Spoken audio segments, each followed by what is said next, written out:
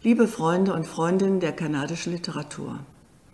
Ich heiße Angela Spitzig und bin Moderatorin für englisch- und französischsprachige Autoren und Autorinnen. Kanada ist Ehrengast der Frankfurter Buchmesse. 320 Bücher sind ins Deutsche übersetzt worden. Da unsere kanadischen Freunde nun leider nicht persönlich nach Deutschland kommen können, werden wir ihnen und ihren Büchern einen virtuellen Besuch abstatten.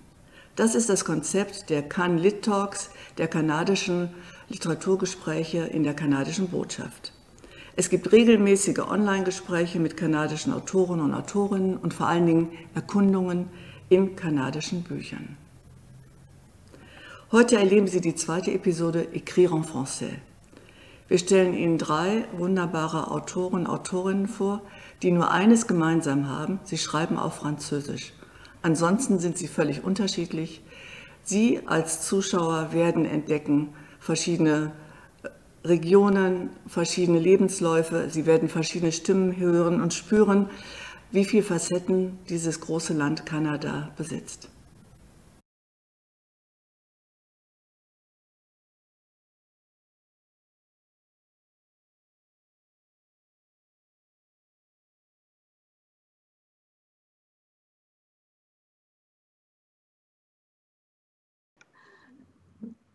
Jetzt begrüße ich unsere Gäste aus Kanada, und zwar aus den 3 Provinzen, wo Französisch gesprochen wird. Marguerite Anderson aus Ontario. Bienvenue, Marguerite. Bonjour, merci. Merci de m'avoir invité. Oh, merci d'être venu, d'être là. Christian Guillet-Poliquin aus Québec. Bienvenue, Christian. Und Diane Carmel. Si, bonjour. Ah oui, merci. Et Diane Carmel-Légère aus Nouveau-Brunswick. Bonjour. Bonjour, chère Diane. Bevor wir nachher einzelne Gespräche führen, stelle ich allen erstmal die gleiche Frage, nämlich was das Wort Singulier pluriel für Sie bedeutet, persönlich und für Ihr Werk. Chers amis canadiens, avant nos entretiens individuels, j'aimerais vous poser une question générale à tous. La devise de la participation du Canada à la foire du livre de Francfort est singulier pluriel. Comment comprenez-vous cette devise par rapport à votre œuvre et à la littérature canadienne en général? Diane? OK, je vais commencer. Ben, pour moi, un écrivain doit écrire dans sa voix, une voix singulière. Et moi, quand j'étais écolière, je n'ai jamais pensé que ce soit possible que je puisse m'exprimer dans ma langue acadienne. Parce que je n'entendais pas la langue acadienne à la radio ni à la télévision. Mais un jour, j'étais finissante à l'Université de Moncton lorsque Antonine Maillet a gagné le prix Goncourt en 1979, le plus grand prix qu'on pourrait avoir en français. À ce moment-là, elle a valorisé la langue acadienne et m'a donné espoir qu'un jour, je pourrais être auteur, puis que le public, le pluriel, serait intéressé. Et me voici pour la première fois, grâce à Antonine Maillet, je peux participer à cette foire internationale et merci beaucoup. Quelle histoire éblouissante. Alors, là, vraiment, le singulier et le pluriel. Parfait, c'est joli. Merci Diane. Christian, et après, vous à la fin, en français. Christian? Oui, bien, l'expression singulier pluriel, pour moi, représente bien le Canada dans toute sa grandeur, ses 4700 km de large et plus, sa diversité de sensibilité, de culture.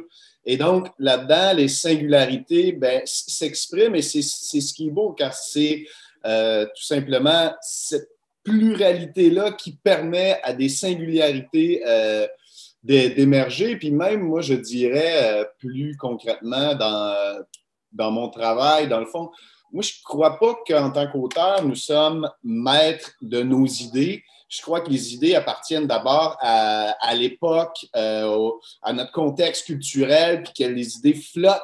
Puis nous, les singularités attrapent ces idées-là ou se laissent traverser par ces idées-là qui appartiennent à une plus grande masse mouvante. Puis donc, là-dedans, dans la dyade, là, singulier, pluriel, il y a tout ce brassage-là d'idées qui fait en sorte que chaque singularité s'exprime et que qui fait la richesse d'une culture.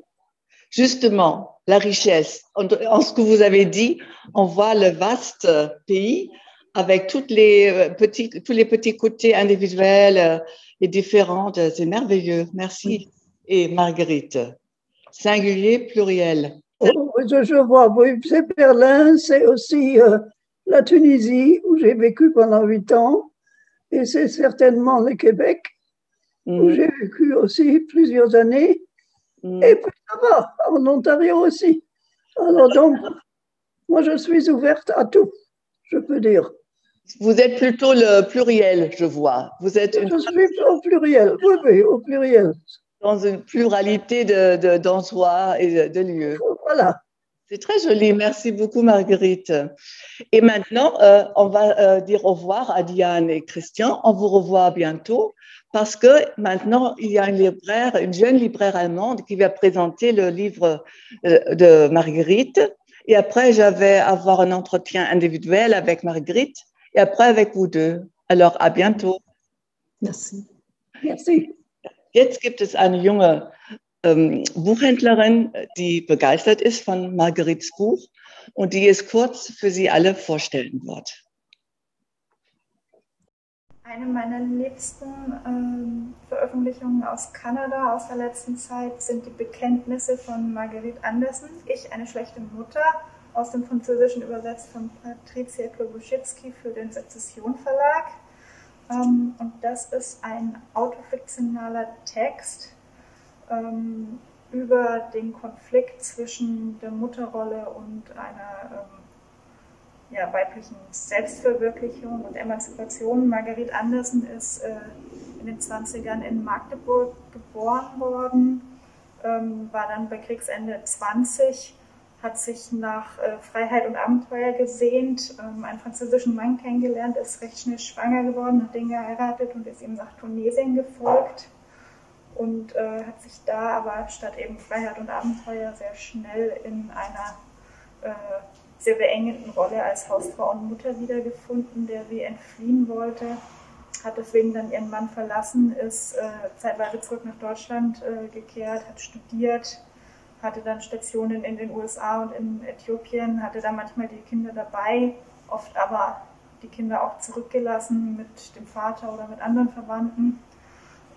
ist dann schließlich irgendwann nach Kanada eingewandert und hat es da bis zur Literaturprofessorin und erfolgreichen Schriftstellerin gebracht und hat dieses Buch geschrieben als fast 90-Jährige, wo sie auf dieses Leben zurückblickt und obwohl ihre inzwischen erwachsenen Kinder ihr nichts vorwerfen, stellt sie sich in diesem Buch quasi die Frage, ob diese Selbstverwirklichung auf Kosten ihrer Kinder erfolgt ist und analysiert da mit recht schonungslosen Blick auf ihre eigenen Lebensentscheidungen eben dieses Leben als Mutter, aber auch als intellektuelle, selbstständige Frau. Und dieses Buch hat mich sehr begeistert. Es hat mich in der Art der Analyse und in dieser Schonungslosigkeit an eine Annie Ernaux zum Beispiel erinnert, aber es hat doch seinen ganz eigenen, unverkennbaren Stil. Manche Teile lesen sich fast wie so Prosagedichte. Also das ist literarisch was ganz Eigenes und eine große Empfehlung. Vielen Dank, liebe Magda Birkmann von Ocelot, Not Just Another Bookstore in Berlin. Marguerite Anderson blickt auf ein langes Leben zurück, das gleichzeitig eine lange Reise war. Heute ist sie 97 Jahre alt und sie lebt und schreibt in Toronto in der Provinz Ontario als Franco-Ontarienne. Marguerite, dans votre livre, vous parlez de tous les endroits où vous avez vécu. Quels endroits vous ont marqué le plus? C'est très difficile, ça. Parce qu'il y a toutes sortes de... Il y a les noms qui me passent par la tête et je me dis non, non, non, non, non, c'est pas assez. Alors, je pense que c'est le Québec. Pourquoi? J'ai fait mes études plus ou moins au Québec. Et mon doctorat vient du Québec. Alors, je me sens aussi très, très proche du Québec, je dois dire. Votre livre est merveilleux, il est si fascinant. Quelquefois, ça coupe le souffle. Et après la publication de votre livre, La mauvaise mère, quels étaient les commentaires dans la critique et surtout, quels étaient les commentaires de vos deux fils et de la petite? Mes deux fils ont dû voir, là. Ils ont vu le livre de l'extérieur, mais ils ne l'ont pas lu. Ma fille, je ne suis pas sûre, mais je pense qu'elle est à côté de moi. Hein? On se comprend, elle et moi. Moi, j'espère que tout le monde trouve quelque chose d'important dans le livre, parce que ça parle évidemment de beaucoup de gens et de beaucoup de lieux. Absolument. Mais en écrivant ce livre, pouviez-vous abandonner après la notion de la mauvaise mère? Est-ce que ce livre vous a aidé à vivre avec à être une mauvaise mère, mais j'ai toujours essayé d'être une bonne mère. Hein? Oui. Le titre de mon livre, c'est une ironie, je ne pense. Oui, parce que toutes les bonnes mères, je pense. J'aime beaucoup les enfants, j'aime les tout petits, et j'aime aussi beaucoup les jeunes filles, là, quand elles ont 14-15 ans, on peut bien leur parler. Et elles ont toujours des questions. Et c'est ça que j'aime. Je vais lire en allemand un tout petit passage de votre livre pour faire comprendre le rythme et la beauté de votre langage aux Spectateurs. C'est très bien, merci. Et Sie wissen, ich werde Ihnen jetzt eine kurze Passage vorlesen, um Ihnen ein Gefühl zu geben von der ganz besonderen Sprache der Autorin. Sie wissen, dass sie in Teilen ihres Lebens auch schon mal das eine oder andere Kind zurücklassen musste. Diese Passage handelt jetzt von ihrem französischen Mann und ihren beiden Söhnen, mit denen sie in Tunesien lebt. Und 1954 fliegt sie wegen einer medizinischen Untersuchung nach Berlin zu ihren Eltern allein und kehrt erstmal nicht nach Tunis zurück. Ihre Söhne sind 5 und 7 und die Großmutter sagt dem Älteren, seine Mutter käme nie mehr zurück.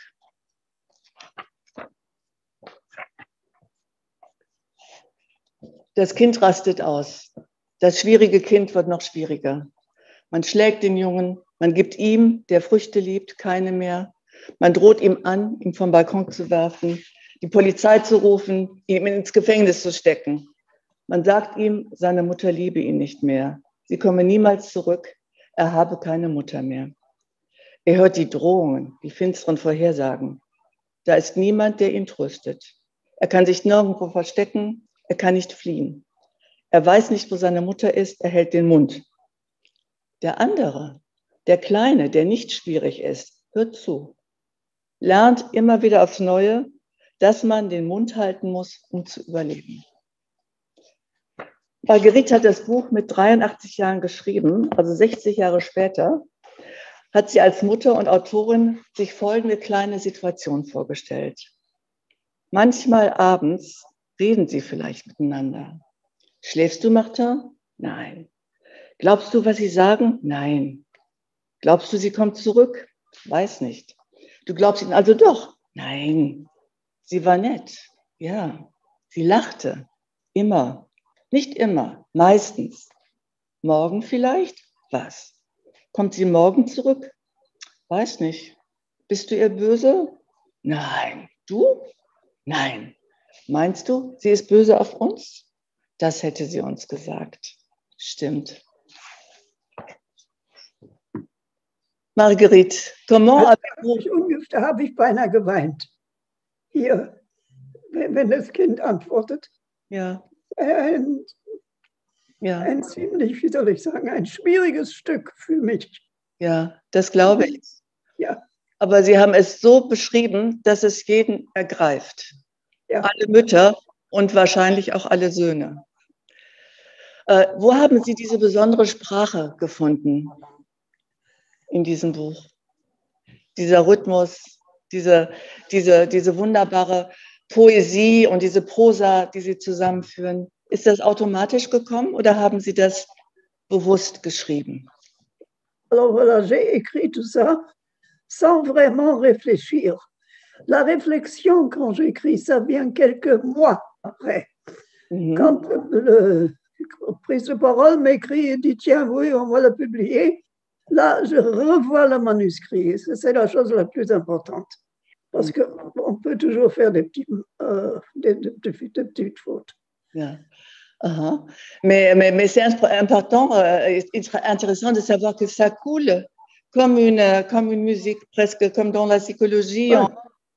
Je vous remercie, ça me fait plaisir que vous me le dites. Alors ce passage est très très fort et touche des hommes et des femmes et des fils et des mères et résonne avec tout le monde. Vous étiez une combattante pour le féminisme? Ah oui. Oh. Qu'est-ce que vous avez fait? J'étais la première à enseigner un cours sur femmes modernes. J'étais à Montréal, à Concordia, et je pense que j'étais la première à vraiment enseigner un cours sur le féminisme. Et ça m'a fait grand plaisir, et j'avais 50 étudiants, et il y avait, je pense, 3 hommes. Mais c'était important pour les hommes aussi, je crois. Oui. Mais c'est pour ça que vous aimez les jeunes filles. À un moment donné, dans votre livre, votre fille, la petite Tiniche, a confronté vous avec les rôles de votre vie. Elle a dit, vous êtes immigrante, vous êtes divorcée, vous êtes femme de carrière, vous êtes écrivaine, vous êtes athée, et moi j'ajoute, vous êtes amante, épouse, maîtresse, professeure avec doctorat, féministe, mère qui rit avec ses enfants, mère guerrière. Où avez-vous trouvé l'énergie incroyable de vivre tout cela dans un contexte parfois très hostile? Je pense que quand j'étais petite déjà, je commençais à faire des discours. Et mon père faisait aussi des discours, était aussi écrivain. Ma mère se taisait et écoutait. Et je crois que ça a été une bonne éducation pour moi. Le père qui dirige, la mère qui fait attention, c'est quelque chose. J'ai eu des parents très intelligents et je pense que ça m'a aidé à me développer un petit peu. Et avec toutes les autres stations de votre vie aussi, je crois. Oui, bien sûr. On ajoute ce qu'on vit. Il faut faire attention à la vie. Oui, absolument. La vie, c'est ce qu'il y a de plus important. Alors, votre vie a été longue et riche. Et le dernier chapitre de votre livre est intitulé « Mais quel plaisir !» Cela m'a rendue très heureuse en le lisant. Il se termine avec « Mais quel plaisir !» et les derniers 2 mots dans votre livre sont 2 mots en allemand, « Mehr Licht », clamait le poète. Ça, je l'ai appris chez Goethe. Voilà, moi, tant qu'en femme de lettres allemand, je connais bien l'allusion et la situation dans laquelle Goethe a dit ces 2 mots. Mais pour la plupart des lecteurs canadiens, ils ne connaissent pas ça. Dites-vous pourquoi vous avez choisi cette fin, aussi pour les Canadiens, pour vous-même, pour les lecteurs allemands? J'ai trouvé que c'était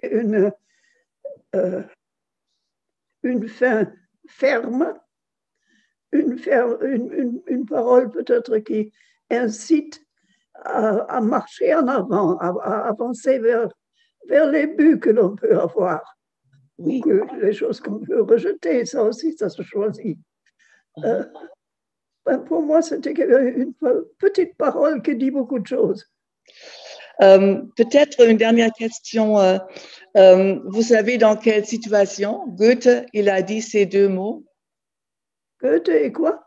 Quand est-ce que Goethe a dit ces deux mots? Mehr Licht. Je ne sais pas. Je n'ai pas noté. Ah, c'est intéressant. Je ne peux pas vous le dire. Je peux pas, mais je peux aller le chercher quelque part. On dit qu'il a écrit ça, il a dit ça quand il était en train de se mourir dans son lit. Ah oui, c'était dans un âge avancé, bien sûr. Oui. On ne dit pas des choses comme ça quand on a 20 ans. Voilà. Mais ça montre pour moi, c'est aussi que vous avez fait un cercle jusqu'à votre vie allemande, ou votre vie qui a commencé à Magdebourg, à la fin. C'est créer un cercle entre le début et les dernières années ou les années où vous avez abouti dans votre vie. Oui, oui, oui, oui. Marguerite, ça a été un plaisir de vous parler. Quel plaisir. Et je montre les livres à nos spectateurs en leur disant en allemand, dieses wunderbar und liebevoll gestaltete Buch ist nicht nur ein Muss für alle Frauen und Mütter, alle Männer sind Söhne. Und auch sie können unglaublich viel von diesem großartigen Buch erfahren. Klug, entdecken Sie es. Quel plaisir et merci pour votre présence. Merci, à plus tard. Merci à vous. Jetzt auf zur nächsten Entdeckung, zur Vorstellung des jungen Christian Guillet-Poliquin. Hallo, mein Name ist Kurt von Hammerstein von der Buchhandlung Hund Hammerstein in Berlin-Mitte und ich habe die große Ehre, für den Gastlandauftritt des Gastlandes Kanada für die Frankfurter Buchmesse Ihnen heute kurz ein Buch vorstellen zu dürfen. Ich habe mir ausgesucht das Buch Das Gewicht von Schnee von Christian Guillet-Poliquin, einem quebecoisen franco-kanadischen Autoren. Verlegt auf Deutsch ist es bei Hoffmann und Campe in der fantastischen, wie gewohnt fantastischen Übersetzung von Sonja Fink und Andreas Jandl. Die Handlung ist schnell erzählt. Wir haben einen jungen Mann, der nach einem Unfall in einem Dorf unterkommt, in dem Haus eines älteren Mannes, der auch nur per Zufall in diesem Dorf gestrandet ist. Und diese beiden Männer müssen jetzt auf sehr beengtem Raum überwintern. Am Rande des Dorfes in einem baufälligen Haus. Es gibt noch einen kleinen Extra-Twist, den Guillet-Poliquin uns hier mit reinschiebt, nämlich Kanada hat seit Monaten keinen Strom mehr. Es gibt einen landesweiten Stromausfall mit den natürlich aus genügend Dystopien zu lesenden oder auch in dystopischen Filmen zu sehenden Nebenwirkungen, dass es doch Plünderungen gibt, Gewalt etc. pp. Das ist allerdings nur Nebenhandlung. Einer der Hauptprotagonisten neben diesen beiden Männern ist der Schnee. Denn wer den kanadischen Winter kennt, dem wird das nicht sehr überraschen. Für unsere Breitengrade doch etwas überraschender. Dieser Schnee wächst gerne mal höher als mannshoch. Und so ist es auch in diesem Buch. Über den Verlauf der Monate, die diese beiden Männer überwintern, ist es bald auch bei 2,50 Meter Schnee. Und man kann sich vorstellen, dass es dann etwas beengt wird.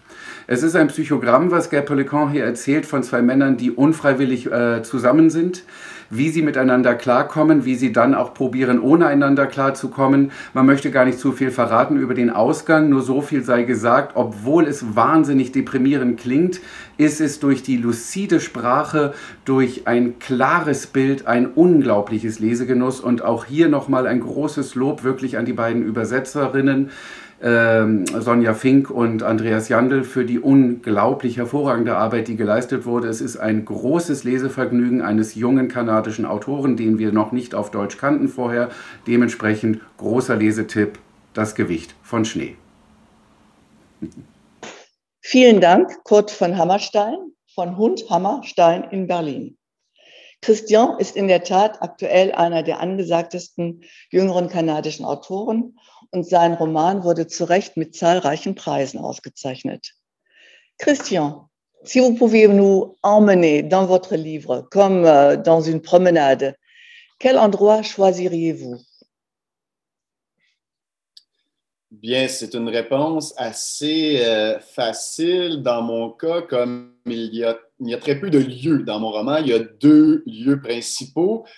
l'intérieur et l'extérieur. C'est-à-dire que d'un côté, on retrouve deux personnages enfermés dans une petite maison, pendant que de l'autre côté des murs, c'est un hiver incroyablement féroce où la neige s'accumule. Et donc, je vous amènerai d'emblée dans la neige pour s'y perdre et, avec un peu de chance, s'y retrouver.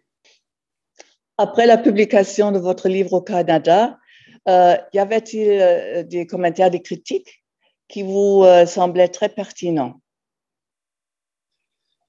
C'est toujours difficile, je crois, d'évaluer la pertinence des critiques quand on est l'auteur d'un texte. Cependant, ce que je peux affirmer, c'est qu'il y a des critiques qui m'ont surprise par leur lecture du texte. Et je m'en souviens de deux particulièrement. Une dans un média catalan en Espagne, qui parlait de mon bouquin en disant un survivalisme existentiel. Et là, ça, j'ai bien aimé ça parce que ça respectait ce que j'ai essayé de faire, c'est-à-dire non pas de faire une histoire de survie dans le froid et la neige. Oui, une histoire de survie, mais l'important de cette survie-là, c'est d'abord une survie morale, relationnelle, qui permet donc d'aller au-delà des difficultés concrètes d'avoir faim et d'avoir froid. Donc, j'aimais bien l'expression de survivalisme existentiel.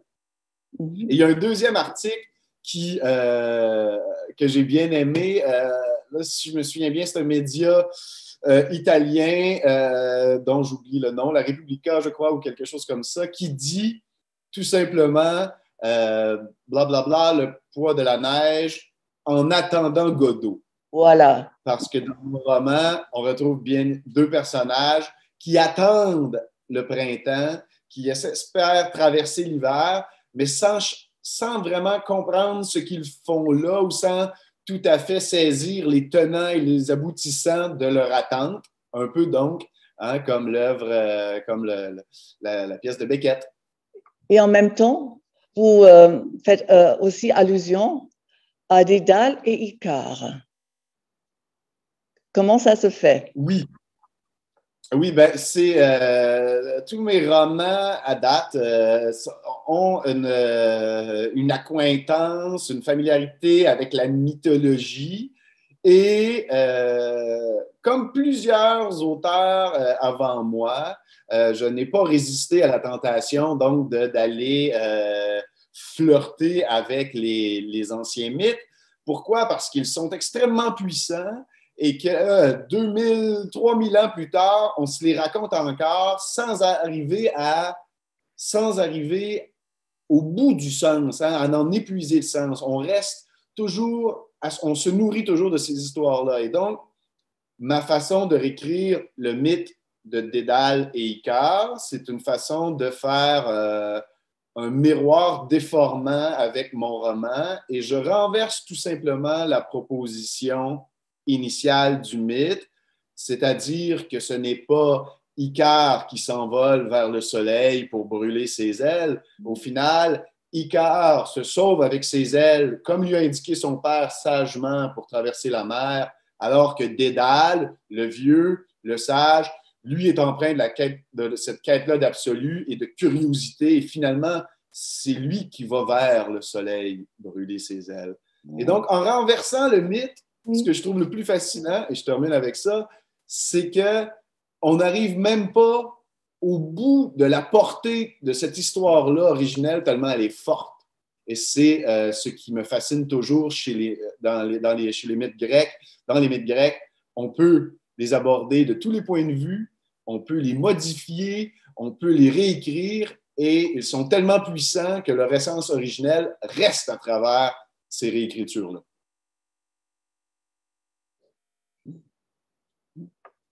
Alors peut-être dans 5000 ans, il y aura quelqu'un qui lira votre livre pour étudier cette situation existentielle que vous avez décrite dans Le poids de la neige. Qui sait? Mais retournons au présent. Si une vitrine de librairie est décorée avec vos livres, Quel livre d'autres auteurs canadiens devrait y être aussi pour vous faire plaisir? Quel nom vous vient à la tête? Bien, il y en a plusieurs, mais j'aurais le goût juste d'en nommer quelques-uns comme ça. J'y vais premièrement avec un livre canadien que je crois que vous connaissez bien en Allemagne, qui est « Il pleuvait des oiseaux » de Jocelyne Saucier. Hein, qui est une histoire, encore une fois, de forêt, d'isolement, avec des personnages relativement âgés, où on flirte avec tout le temps la mort, la disparition. C'est un livre très lent, très beau, très profond, moi que j'ai vraiment aimé. Et bref, dans cette écriture-là de la nature, de la communauté reculée, moi, je me suis beaucoup retrouvé et donc je trouve que c'est une œuvre formidable. Donc ça serait un de mes choix. Après ça, il y en a plusieurs aussi. J'aimerais vous dire tout simplement, pour commencer, moi je pense au livre d'un anthropologue québécois qui s'appelle Serge Bouchard, qui est une sorte de père spirituel, je dirais, du Québec. C'est un infatigable intellectuel et un humaniste profond.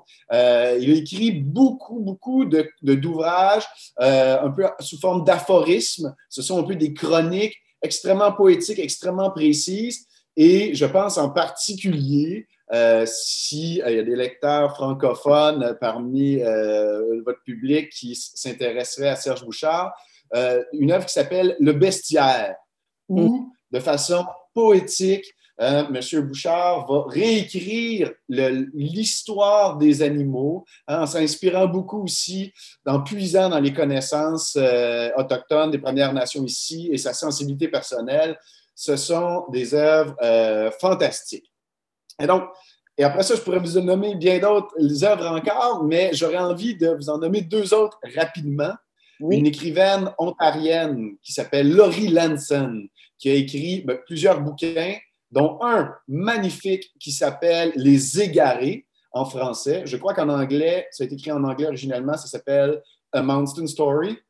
C'est magnifique, c'est un récit en montagne. Alors, je crois que le quatrième de couverture, c'est 5 jours, 4 promeneurs, 3 survivants. Il y a une petite tension, mais c'est extrêmement beau, c'est très sensible. Un récit, encore une fois, de survie, mais où la survie physique, dans le fond, n'est pas l'enjeu principal. Et donc, moi, ça me touche beaucoup. Et enfin, il y a une autre écrivaine canadienne qui est moins connue, je crois, mais que j'aime beaucoup, moi, qui s'appelle Christina Jonard, j'ai de la misère à prononcer son nom, KG Jonard, et qui a écrit un livre qui s'appelle Degré zéro, en faisant référence au degré zéro d'écriture de Barthes, où elle aborde le deuil de façon tellement belle et sensible, tellement poétique et tellement simplement aussi. Donc, c'est une écrivaine, Christina Jonard, que j'aime beaucoup. Dankeschön. Namen, die wir uns merken sollten, vor allen Dingen die Buchhändler. C'est pour les libraires surtout, c'est intéressant. Et pour les Lecteurs, merci. Vielleicht lassen Sie mich hier gerade eine ganz kurze Passage vorlesen aus Christians Buch. Sie kennen die Konstellation. Das Interessante ist, die Kapitel haben seltsame Nummern. Wir lesen jetzt gerade das 151. Kapitel, während das erste Kapitel das 38. Kapitel ist. Und diese Kapitelzahlen, die messen den Schnee. Es ist ein Pfahl in den Schnee gerammt worden und das sind jetzt die Zentimeter oder die Inche. Also wir sind bei 167. Unsere beiden Protagonisten leben in einem Anbau. Auf dem Dach liegt diese Menge Schnee und das Dach fängt an, undicht zu werden. Der Ich-Erzähler hat keinen Namen und der ältere Herr, der ältere Mann, der ihm hilft, ist Matthias. Als Matthias sich umsieht, zeige ich mit dem Finger auf die undichte Stelle. Er betrachtet sie aufmerksam, dreht sich um und stellt einen Metalleimer darunter. So, sagt er, die Tropfen fallen jetzt im Sekundentakt, als wären wir in einer antiken Wasseruhr gefangen. Als wäre unsere Zeit gezählt. Am Abend läuft das Wasser im Eimer über, bildet auf den Dielen eine Lache. Als Matthias den Boden aufwischen will und sich vornüber beugt, schreit er kurz auf, wie getroffen von einem Schlag. Gebeugt steht er da, auf die Knie gestützt und verharrt bewegungslos. Als ich ihm helfen will, hebt er die Hand. Es geht schon, stößt er hervor. Ich habe mir nur einen Nerv eingeklemmt. Es geht schon. Er besteht darauf, die Lache selbst aufzuwischen. Seine Bewegungen sind abgehackt, als wären seine Gelenke eingerostet. In der Veranda wird es langsam dunkel. Ich strecke den Arm aus, greife nach der Öllampe und halte sie einen Moment lang in der Hand. Mach schon, knurrt Matthias. Oder willst du warten, bis ein Lampengeist rauskommt? Ich reiße ein Streichholz an, entzünde den Docht, reguliere die Flammenhöhe.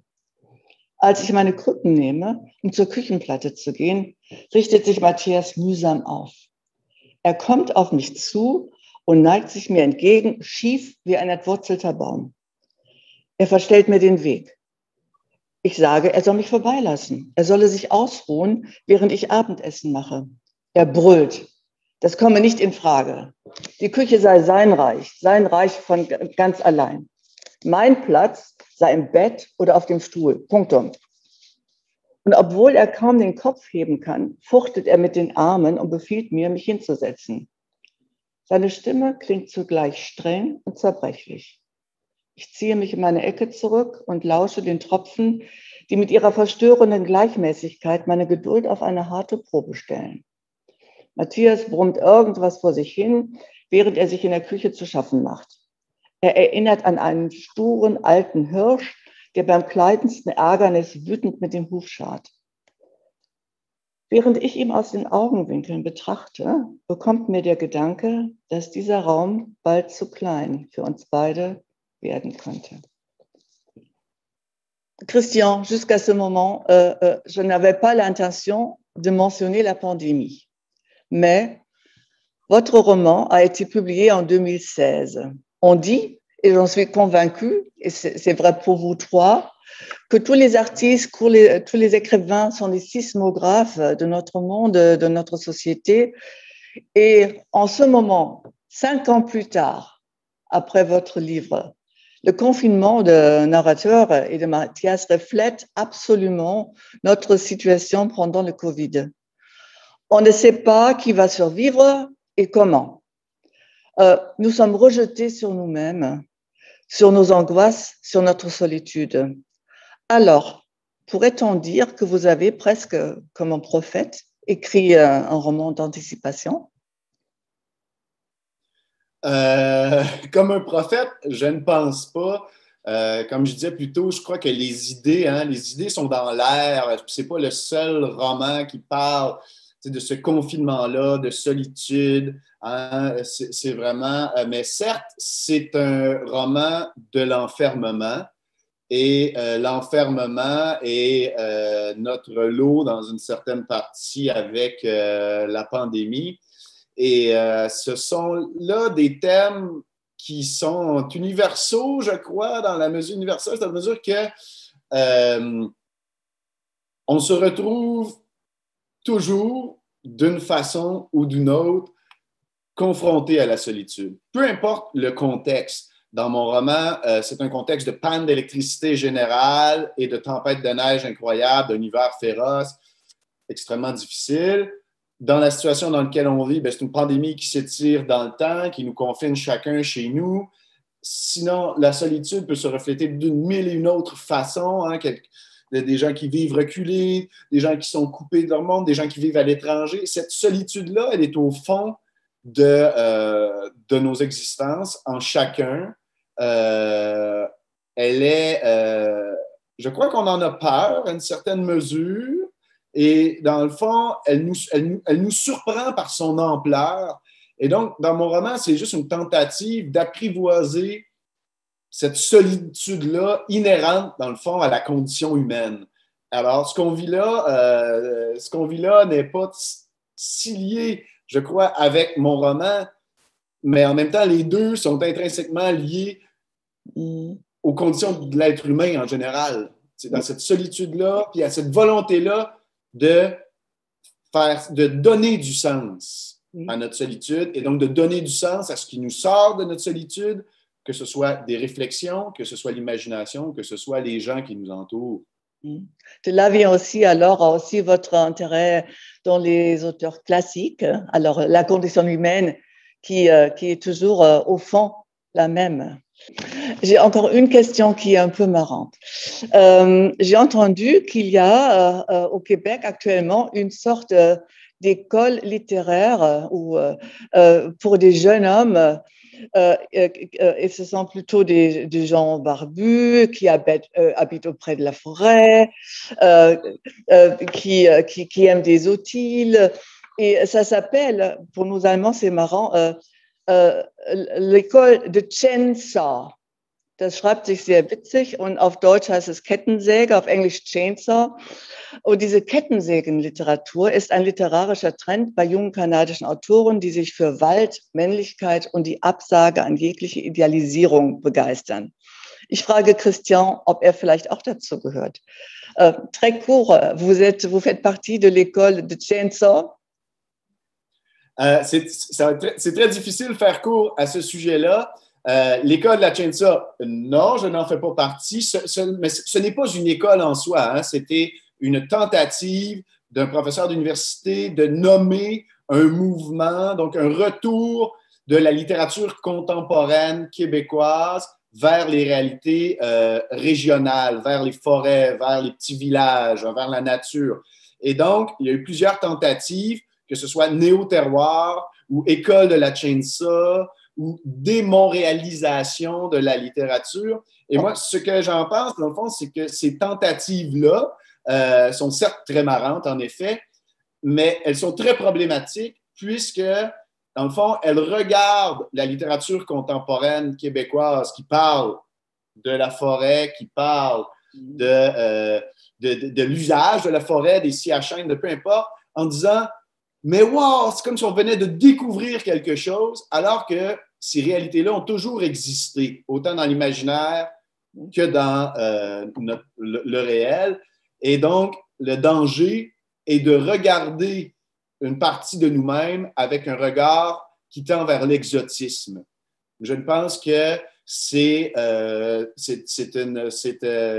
pyrotechnique que de nommer les choses ainsi. La littérature québécoise, c'est de tout temps intéressée à la nature. Les mouvements changent, les angles changent, mais ce rapport-là au territoire périphérique est fondamental et se poursuit tout simplement. Excusez-moi, je ne pouvais pas résister à la tentation de poser cette question parce que j'ai trouvé au moins un chainsaw dans votre livre. Il y a probablement plus. Oui, Merci beaucoup. Un clin d'œil d'ailleurs. Merci, Christian. Und jetzt hören wir eine junge Buchhändlerin aus Leipzig, die uns das Buch von Diane Carmel-Léger vorstellen wird.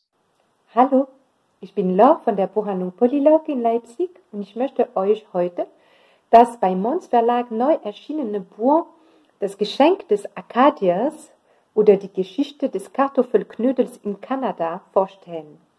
Das Buch wurde von der kanadischen Autorin Diane Carmel-Léger geschrieben und von Tamara Thiébaut-Ecalo illustriert.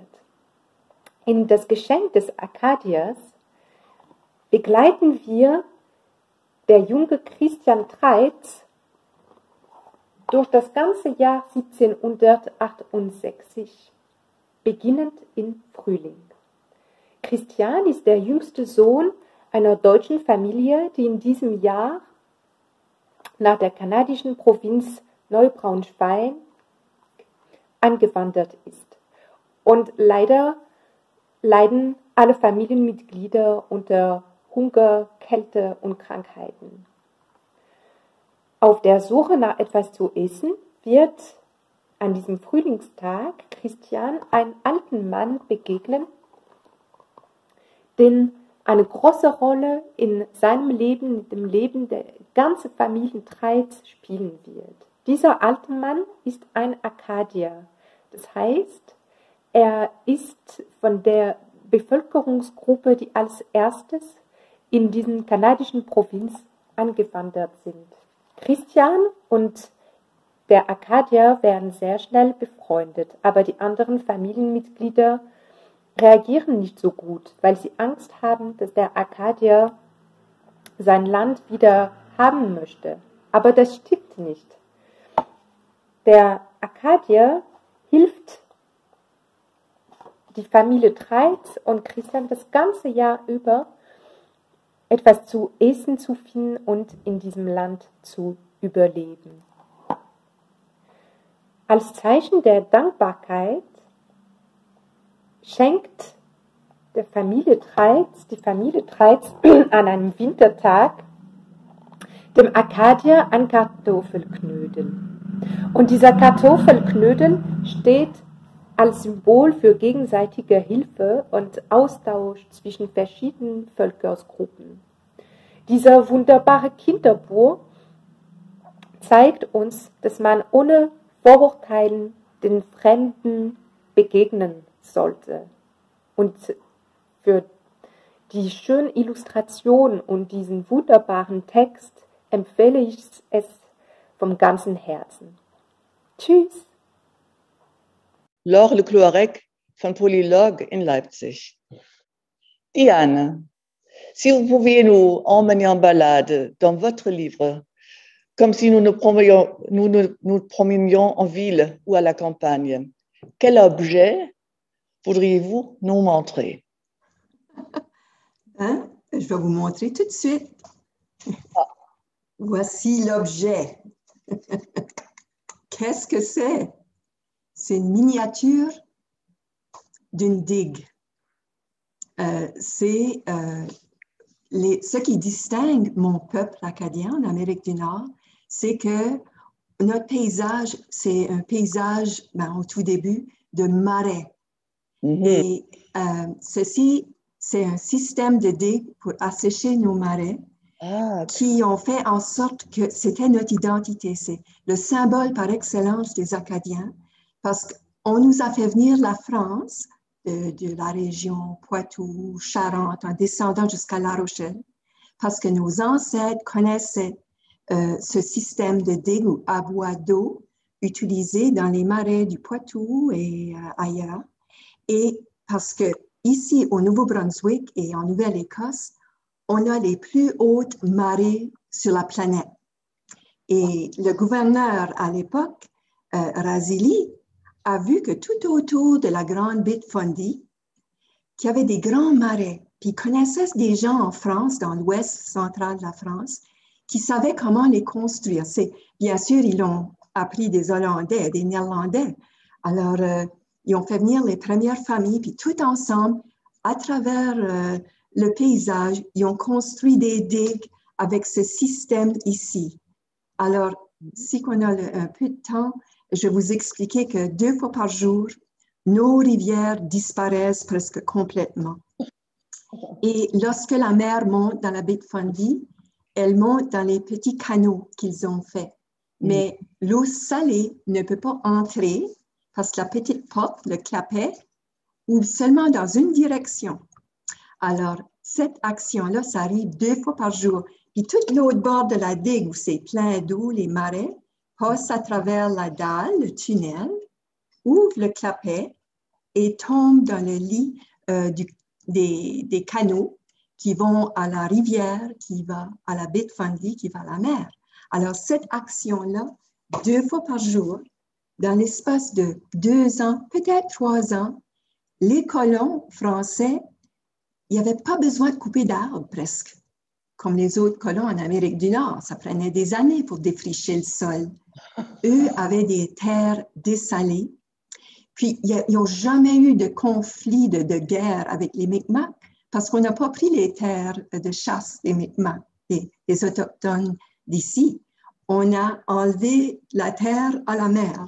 Et alors, les terres étaient parmi les plus fertiles encore aujourd'hui en Amérique du Nord par cette action-là de dessaler les marais.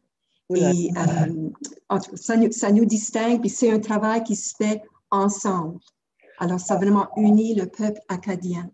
Alors, il n'y avait pas d'autre système comme ça, si près de la mer, les terres près de la mer qui faisaient ça. Alors, c'est pour ça qu'on avait des terres choyées et la France et l'Angleterre voulaient les appartenir.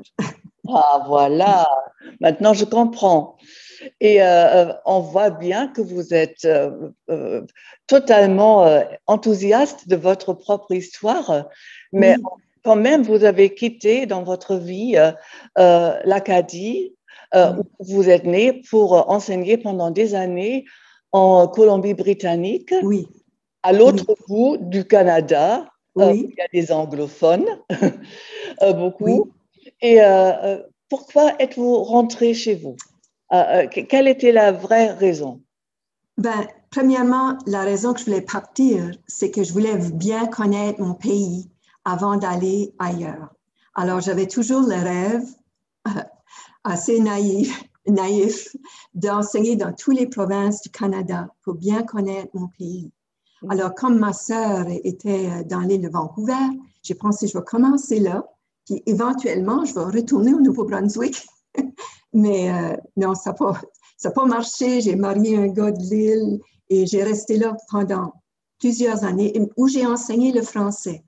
Et j'étais toujours à expliquer c'est quoi un Acadien. Parce que même dans mon pays, on n'était pas certain de ce que c'était un Acadien.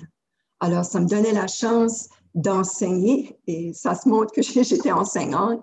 Je suis toujours à expliquer c'est quoi un Acadien. Alors, c'est ce temps-là que j'ai décidé, au lieu de l'expliquer, je vais le montrer avec des livres. Et ma carrière a commencé, mon premier livre, c'était en 1989, qui était l'histoire de mon village. Et c'est devenu un livre classique qui est lu dans les écoles aussi, hein? Oui, c'était une façon de faire connaître en anglais et en français la culture acadienne qui n'était pas représentée dans les livres d'histoire. Alors, c'est ça, c'était mon but au commencement de ma carrière, de faire connaître cette culture que les gens semblaient intéressés. Parce que, oui, je vais continuer après. Merci de nous montrer cet objet qui m'a appris quelque chose, je ne connaissais pas du tout. Moi, j'avais un peu de chance, j'avais déjà une idée des Acadiens parce que j'ai adoré la musique Cajun de la Louisiane. Et là, on m'a raconté comment ça se faisait, d'où elle venait, cette musique Cajun avec la musette et l'accordéon. Et la deuxième chose, en 89, j'ai écouté un joli disque de Daniel Lanois en anglais, en français. Et ça m'a attirée et on m'a dit que la musique aussi a joué un très grand rôle pour l'Acadie, comme votre outil, votre... La boîte.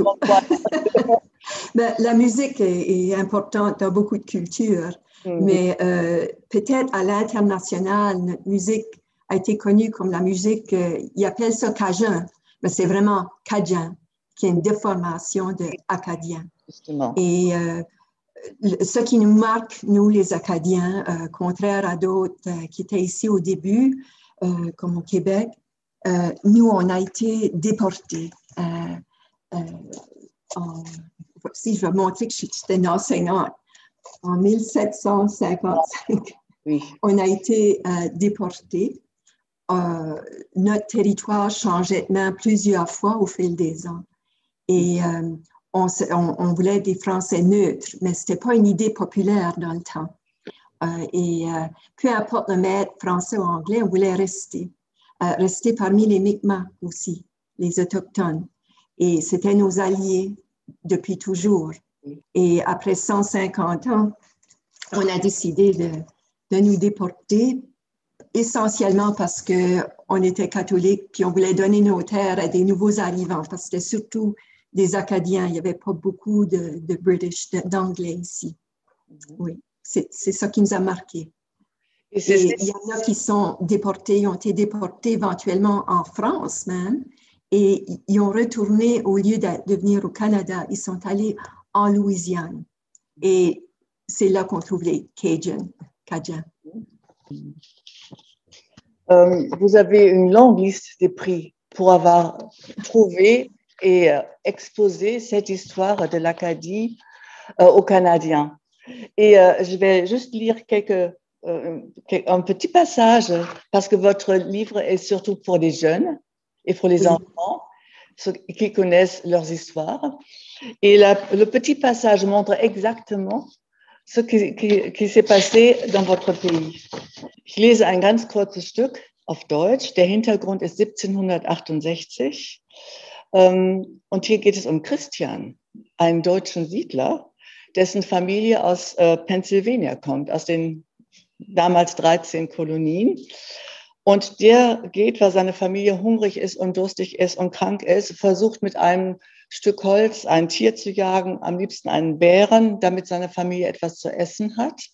Und da kommt ein Wesen, das er für einen Bären hält, dann ist es aber doch ein Mann, ein Mi'kmaq oder ein Mi'kmaq, einer der Vertreter dieses indigenen Volkes. Und ich lese vor, was dann passiert. Christian läuft verängstigt weg. Aber jetzt beginnt er heftig zu husten, sodass er nicht mehr laufen kann. Der Mi'kmaq kommt gefährlich nah und holt den verängstigten Christian ein. Akadien? Fragt er leise. Christian kann nicht antworten, sondern starrt den Mi'kmaq an. Zu seiner Überraschung blickt er in funkelnd blaue Augen. Français? Christian errät, was der Mann gerade gefragt hat. Er schüttelt verneinend den Kopf. You're English. Don't fret. I won't hurt you. Nein, German, from Pennsylvania, antwortet Christian, der wieder Luft bekommt. Schüchtern wagt er zu fragen, and you, sir? Arcadia, sagt der Mann, ebenfalls auf Englisch. Man nennt uns auch neutrale Franzosen. Mein Vater hat gesagt, dass ihr alle fort seid. Fast alle. Meine Familie hat sich jedoch, wie viele andere, mehrere Jahre lang im Wald versteckt. Ich glaube, du hast schon lange nicht mehr genug zu essen bekommen. Da, riech mal daran, sagt der Mann und holt einen kleinen Beutel aus seiner Tasche hervor.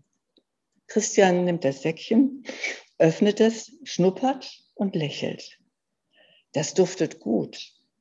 Probier einmal, das ist Ahornzucker.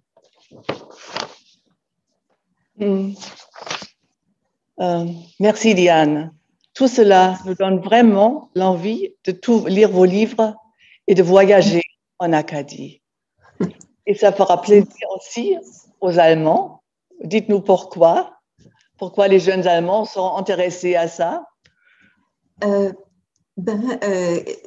Parce qu'on ne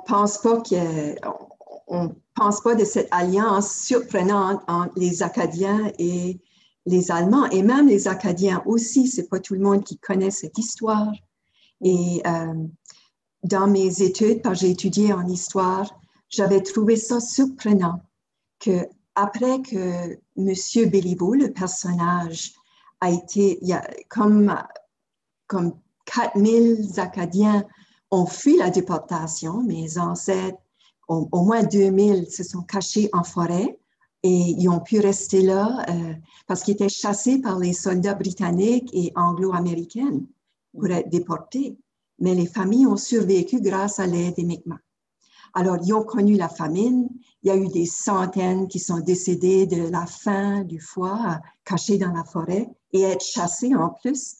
Alors, lorsque Pierre Béliveau, qui a vraiment existé, a sorti de sa cachette, il s'est rendu parce que tout le monde, il y avait eu un ouragan, le Canada était perdu, c'était plus français, ça allait être anglais.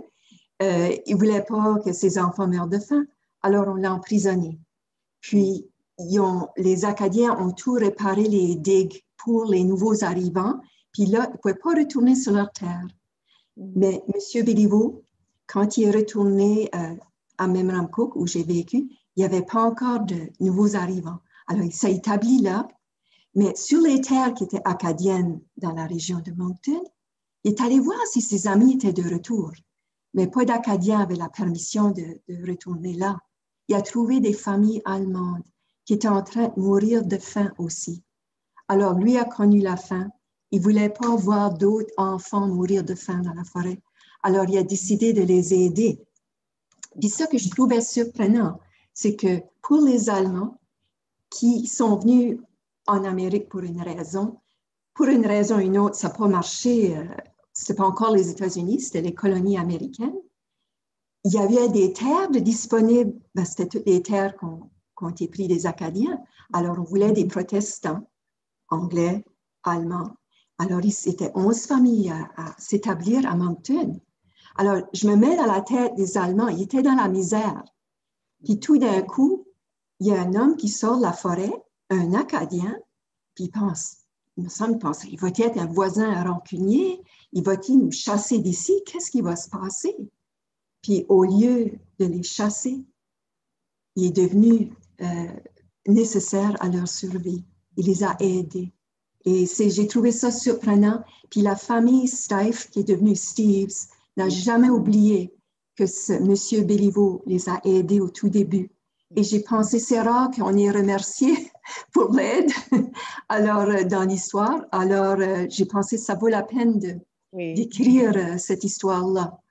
Surtout que c'est un message de paix, un message de vivre ensemble, en communauté, d'accepter l'autre, d'autres religions, d'autres cultures. Et c'est le message dont on a besoin aujourd'hui. Alors, merci de le transmettre à tous ces jeunes. Oui, oui, merci.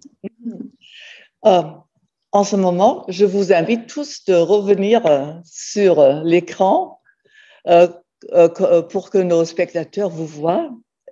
Und ich möchte mich jetzt ganz herzlich bei unseren Gästen verabschieden. Ich denke, dass es Ihnen da draußen genauso geht wie uns, dass Sie jetzt nicht nur Lust haben, in den kanadischen Büchern das vielfältige Kanada zu erleben, sondern auch Land und Leute gerne bald vor Ort kennenlernen möchten. Dankeschön und auf Wiedersehen. Auf Wiedersehen. Auf Wiedersehen. Tschüss. Ciao, ciao.